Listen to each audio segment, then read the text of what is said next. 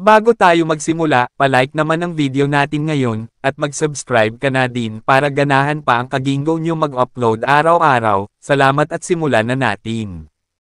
Sa nakaraang kabanata, nagpakita ng determinasyon si Hajen nang harapin niya si Hong Yuamon.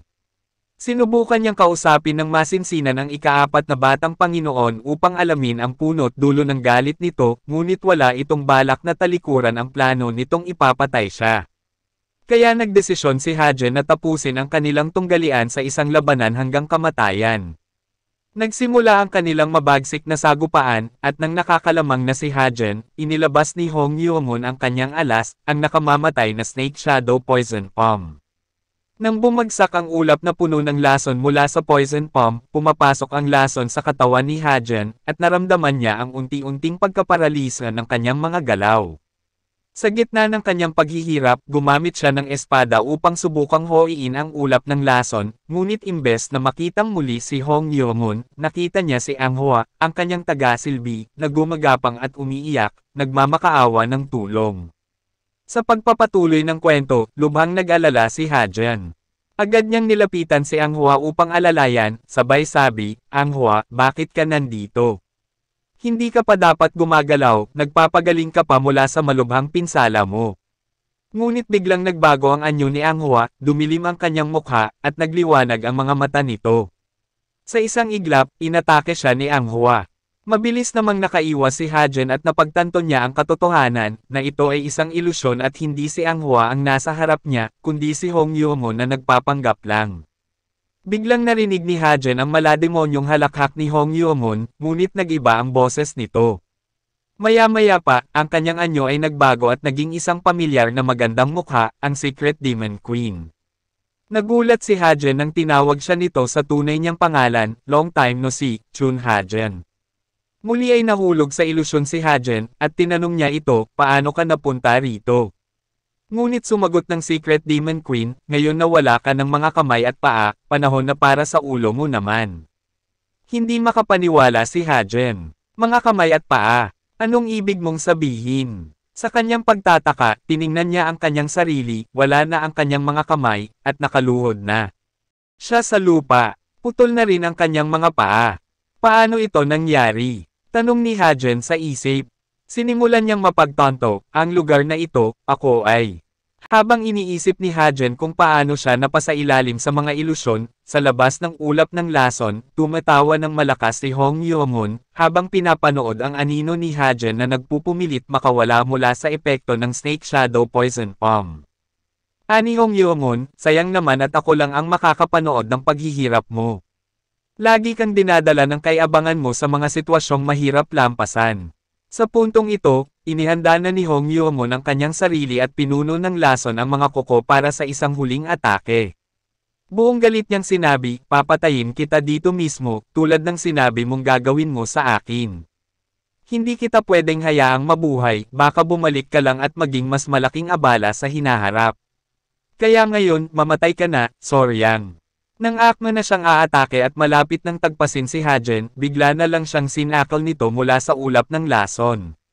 Laking gulat ni Hong Yuamon, na napasigaw, paano ka nakatakas mula sa ilusyon? Nahulog ka na kanina." Sa malamig na tinig, sinagot siya ni Hajen, "Oo, muntik na. Pero nang makita ko ang nakasusulasok mong anyo, para akong nabuhusan ng malamig na tubig. Ito na ba ang lihim na martial arts technique na buong ingat mong itinago mula sa umpisa?" "Tuso?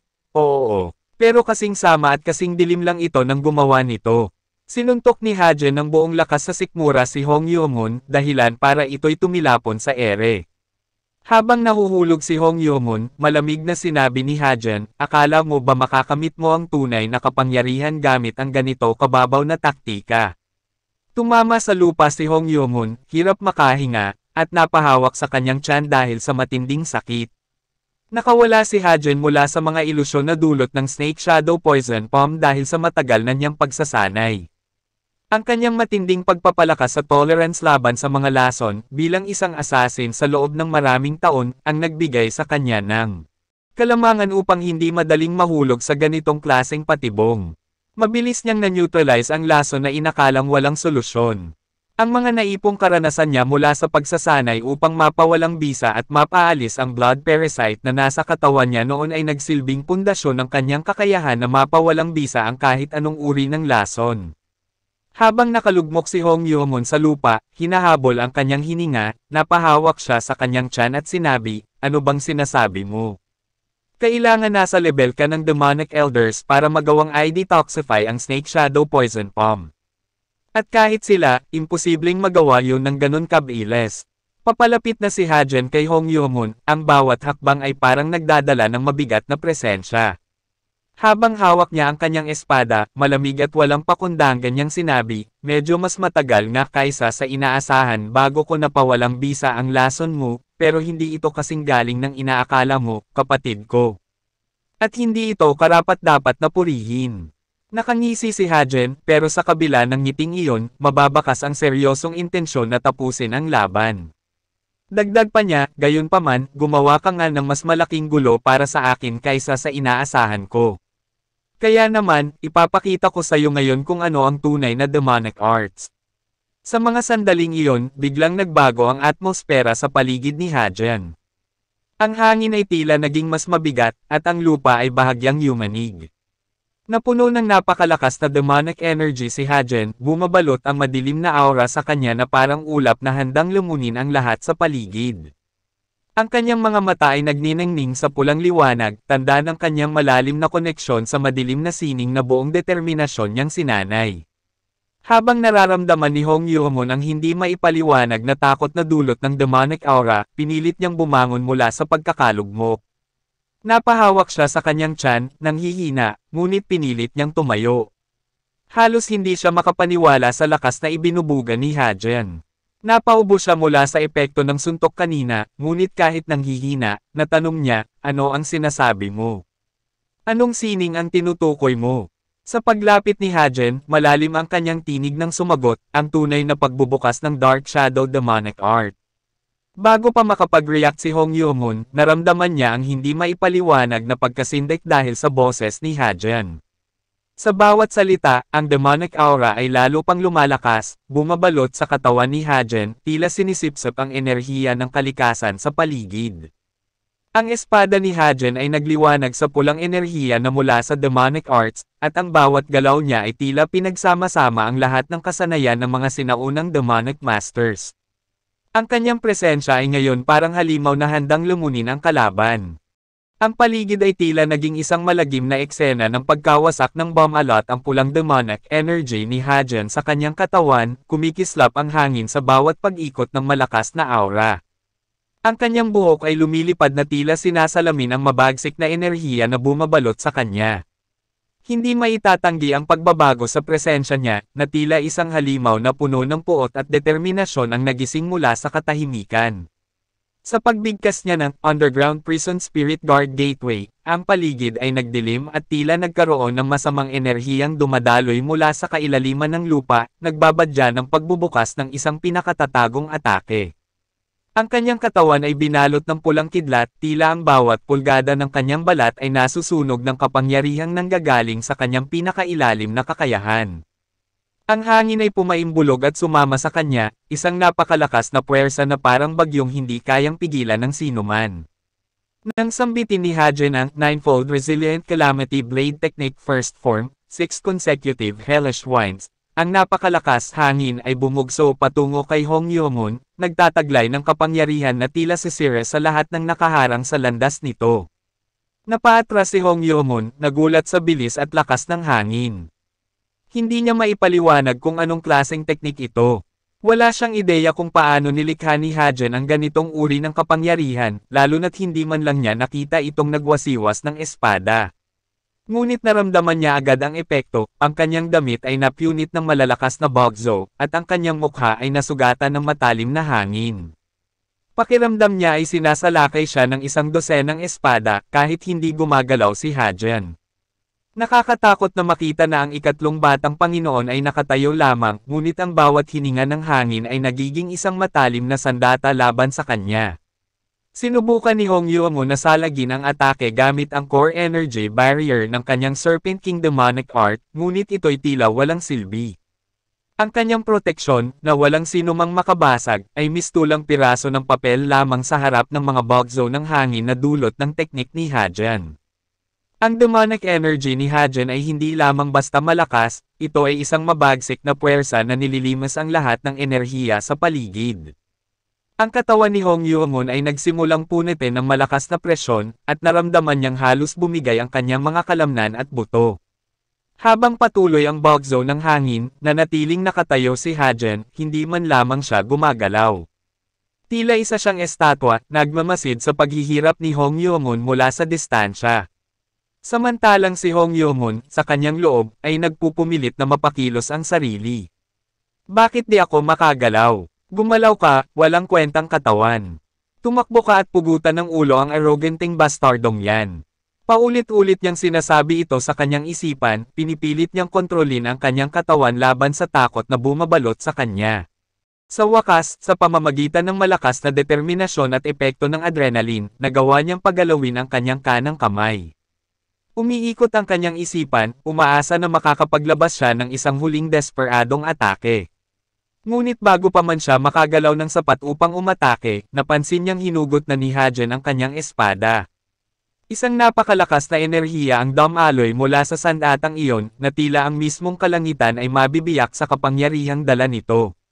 Handang-handa na si Hajan, hindi lamang upang tapusin ang laban, kundi upang ipakita kay Hong Yuamon kung ano ang tunay na demonic arts na sinanay niya sa loob ng solitary bamboo grove. Habang lumulubog sa kawalan ng pag-asa si Hong Yuamon, tumago sa kanyang kaluluwa ang malamig na salita ni Hajan. Katapusan mo na. Heaven-splitting triple slash. Sa isang iglap, isang napakabilis na atake ang ginawa ni Hajan, sobrang bilis na hindi kayang sundan ng mata. Narinig na lamang ni Hong Yuamon ang matalim na paghiwa ng espada ni Hajan, at bago niya pa maramdaman ang sakit, sumabog na ang kanyang dugo mula sa kanyang katawan. Agad siyang napahandusay sa lupa, ang kanyang katawan ay nabalot ng takot at pagkabigla. Naramdaman niya ang matinding kirot mula sa sugat habang dumadaloy ang dugo sa kanyang bibig, samuka siya ng dugo, tila nalalapit na ang kanyang wakas. Sa kanyang bawat paghinga na napakabigat, nilapitan siya ni Hajan, nakatitig sa kanya ng malamig, at walang bahid ng awa sa mga mata. Tinutok ni Hajan ang espada niya sa namimilipit na si Hong Yuamon at tinanong, may huling salita ka ba? Ngunit walang salitang lumabas sa kanyang bibig. Ang sakit na nararamdaman ni Hong Yuamon ay higit pa sa kaya niyang ipahayag sa salita. Ang mga labi niya ay nanginginig, at ang kanyang mga mata ay puno ng takot, ngunit hindi siya makapaglabas ng kahit anong tunog. Kita ni Hajan ang desperasyon sa kanyang mga mata, ngunit hindi iyon nagbigay ng kahit konting simpatsya. Malamig na tugon ni Hajan, syempre wala kang huling salita. Ano namang sasabihin ng isang kagaya mo? Nagpatuloy si Hajan, nakatingin pababa sa dating makapangyarihang kalaban na ngayon ay isang nalugmok na anino na lamang ng sarili. Ganito ang pakiramdam ng mamatay. Ang buhay ng mga tao ay nawawala sa isang iglap na tila walang saysay, tulad ng usok ng tabako na lagi mong hinihit-hit. Bawat salita ni Hajan ay tila matalim na sibat na tumatarok sa isipan ni Hong Yuamon, bawat isa ay nagpapaalala sa kanya ng kanyang kahinaan at kahihiyan. Sa bawat sandali, ramdam ni Hong Yuamon ang papalapit na kamatayan. Hindi siya makapaniwala, siya, na nagpakalunod sa kapangyarihan at ambisyon, ay mamamatay sa kamay ng taong kanyang minamaliit. Mamatay. Ako, mamamatay. Tahimik na tanong niya sa kanyang sarili, tila hindi pa rin niya lubos maisip na ito na ang wakas. Habang itinatakda ni Hajan ang kanyang espada para sa huling atake, nagsalita siya ng walang damdamin, "Palam." Itinaas na niya ang kanyang espada, handa na para sa isang mabilis na pagtatapos, ngunit bago niya maihatid ang huling hampas, isang sigaw ang biglang pumunit sa katahimikan. Hinto! Ang sigaw na iyon ay tila isang kaluskos ng pag-asa, isang saglit na pagpapabagal ng oras. Natigilan si Hajan, ang kanyang kamay ay huminto sa ere, habang si Hong Yuamon, bagamat naghihingalo, ay nakaramdam ng kakaibang tensyon sa hangin. Sa gitna ng tensyon, may isang malakas na enerhiya na pumalibot sa espada ni Hajan, humahadlang sa kanyang paggalaw. Isang pangkaraniwang tanong ang umusbong sa kanyang isip, ano ang enerhiyang ito? Wala itong porma, at hindi makita ng normal na mata, ngunit ramdam na ramdam ang impluensya nito. Sa likod ng puwersang ito, ang Penal Lohol Master na si Gogo ay nagbigay ng babala. Natatandaan kong sumang-ayon ka na hindi na magdudulot ng anumang kaguluhan, ikatlong batang Panginoon. Hindi ako maaaring manood lang. Ibaba mo yung espada mo ngayon din mismo. Mabilis na umikot ang isip ni Hajen, sinisikap na suriin kung ano ang teknik na ginagamit ni Gogo. Ang tanong ay patuloy na naglalaro sa kanyang isipan, ito ba ay void capturing object? Sa kanyang kaalaman, ito ay isang advanced na kakayahan na nagbibigay daan sa isang tao na kontrolin ang paggalaw ng ibang bagay nang hindi ito hinahawakan. Kailangan ng mataas na antas ng kaalaman sa martial arts upang magtagumpay sa ganitong klase ng teknik.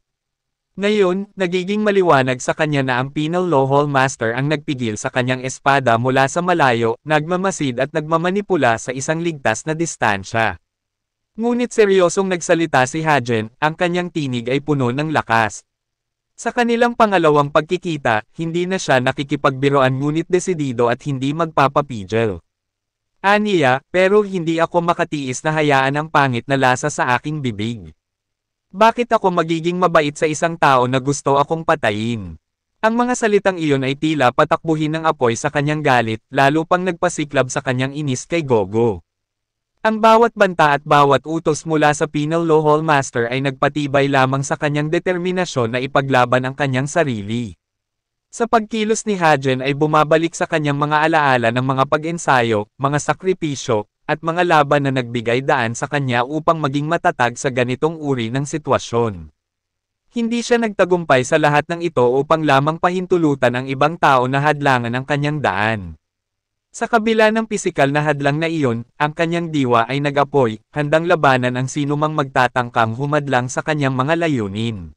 Mabilis na sumagot si Gogo, ang kanyang tinig ay puno ng kapangyarihan at awtoridad, dahil nandito pa rin kayo sa teritoryo namin. Kahit na kayo ay mga batang Panginoon, hindi ko mapapayagan na dito kayo nag-aaway at nagpapatayan. Mula sa mga salitang iyon, tumindig ang balahibo ni Hajen sa kanyang leeg. Mukhang hindi mo pa rin alam ang lugar mo. Ang kanyang tinig ay punong-puno ng pagsuway.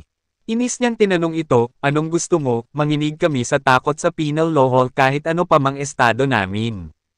Paumanhin, pero yan ay isang bagay na di ko gustong gawin.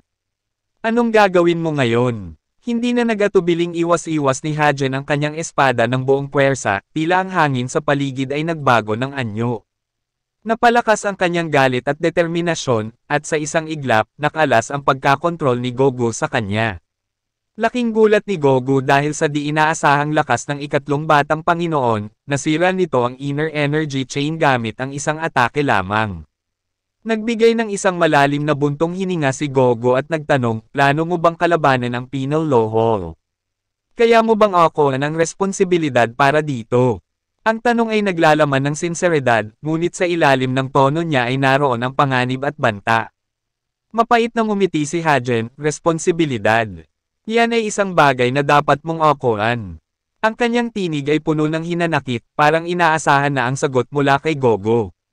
Nang sumunod, hindi na siya naghintay. Tumalon siya ng mabilis, ang kanyang mga galaw ay parang kidlat, lumapit siya sa direksyon ni Gogo upang atakihin ito. Ngunit nakailag si Gogo sa huling sandali, ang kanyang karanasan at liksi ay nakapagligtas sa kanya. Habang naglalaban silang dalawa, ang mga mata ni Gogo ay nakatutok kay Hajen, nakaramdam siya ng peligro. May mga pagninilay sa isip niya, napakabilis niya. Ang lalim ng kanyang demonic energy ay may kukumpara sa isang taong nasa supreme peak, ngunit hindi pa abot dito ang demonic art skill niya. Gayunpaman, kakaiba ang skill niya, at ang bilis at liksi niya ay kayang tumapat sa akin. Habang ang labanan ay umuusad, nagiging mas malinaw kay Gogo na ang batang ito, sa kabila ng kanyang murang edad at tila kulang pa sa karanasan, ay may natatanging lakas at potensyal na hindi dapat baliwalain. Ang kanyang mga galaw ay naglalaman ng kakaibang lakas at pag-asa, at sa likod ng bawat atake, may nakatagong layunin na higit pa sa simpleng laban.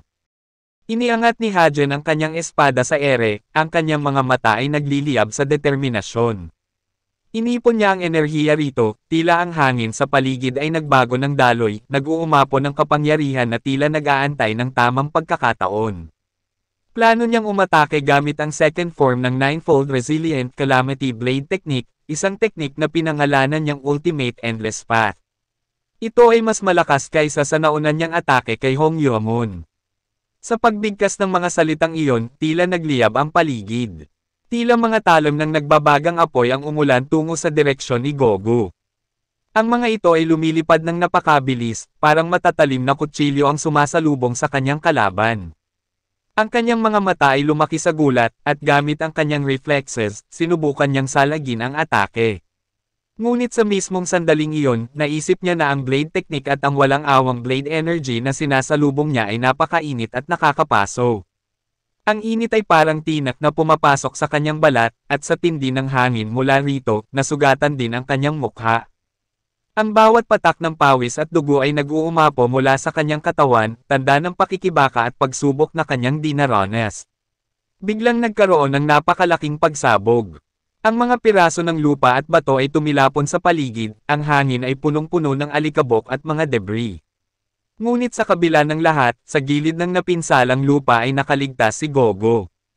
Ang kanyang puso ay mabilis na tumitibok, at sa isip niya, kung kahit isang saglit na mas mabagal lang ako, malamang na pulbos na rin ako ngayon ng apoy na iyon. Habang pinag-iisipan ang kanyang kalagayan, napagtanto niya na ang napakaraming inner energy na nagamit niya ay naglalapit sa kanya sa bingit ng pagkatalo. Alam niyang kung gagamit pa ang ikatlong batang Panginoon muli ng isang mas malakas pang demonic art, hindi na siya makakaligtas pa. Ang kanyang katawan ay may hangganan, at sa bawat pag-atake ng kanyang kalaban, ang takot at pangamba ay unti-unting bumabalot sa kanyang isipan. Nang makahuma, nagtataka si Gogo kung bakit wala pa rin ang susunod na atake mula kay Hajan. Sa likod ng kanyang isipan, nag-aalala siya dahil ang isang tao na ganito kagaling ay tiyak na hindi palalampasan ang ganitong pagkakataon. Biglang nawala ang ikatlong batang Panginoon sa harapan niya, at nang subukan niya itong hanapin. Sa kanya napagtanto na hindi siya ang target ng ikatlong batang Panginoon mula pa sa simula. Sa kanyang likuran, napalingon siya at nakita ang ikatlong batang Panginoon na mabilis na tumatakbo patungo sa direksyon ni Hong Yeo-moon. Nang makita ito ay buong pag-aalala na tinawag niya ang ikatlong batang Panginoon, nagsusumigaw na huminto na siya. Ngunit huli na ang lahat. Mabilis na tumarak ang espada ni Hajan sa dibdib ni Hong Yeo-moon, ang kanyang katawan ay tila naparalisa sa napakatinding sakit. Habang hawak ni Hajan ang kanyang espada na tumagos sa laman ni Hong Yeo-moon, ang kanyang tinig ay tila naglalaman ng sama ng loob, pagkagalit, at kagalakan sa pagkapanalo. Nagsalita siya ng may matalim na tinig, nakapag-isip-isip ako, at sa tingin ko dapat mawala rin sa'yo ang lahat ng meron ka. Mata sa mata, ngipin sa ngipin. Chi blockage sa chi blockage. Sa isang mabilis na galaw, hinugot ni Hajan ang espada mula sa dibdib ni Hong Yeo-moon, ang dugong umaagos ay tila simbolo ng kanyang pagkatalo. Pagkabigo sa pagkabigo, sambit niya, ang kanyang tinig ay puno ng kapangyarihan at tagumpay. Ang hangin sa paligid ay tila tumigil, ang presensya ni Hajan ay umuusbong sa bawat segundo, ang kanyang mga mata ay nagliliyab na tila nag-aalab na apoy. Ang labanan ay hindi lamang pisikal, ito ay isang pagsubok sa lakas ng loob at katatagan. Habang humuhupa ang hangin, ang ngit-ngit ni Hajan ay nagbigay diin sa kanyang mga salita. Hindi siya makakapayag na matapos ng ganon-ganon na lang ang paghihirap ni Hong Yeo-moon, ngunit desidido siyang iparanas din dito ang paghihirap na pinaranas nito sa kanya. May pag-asa pa kayang naghihintay para kay Hong Yeo-moon. Ano kaya ang kahihinatnan ng laban na ito? Makakatanggap ba ng kaparusahan si Hajan mula sa Penal Law Hall? Ano kaya ang magiging reaksyon ng Demon Lord kapag nalaman ang nangyari? Abangan sa susunod na kabanata ang mga susunod na mangyayari.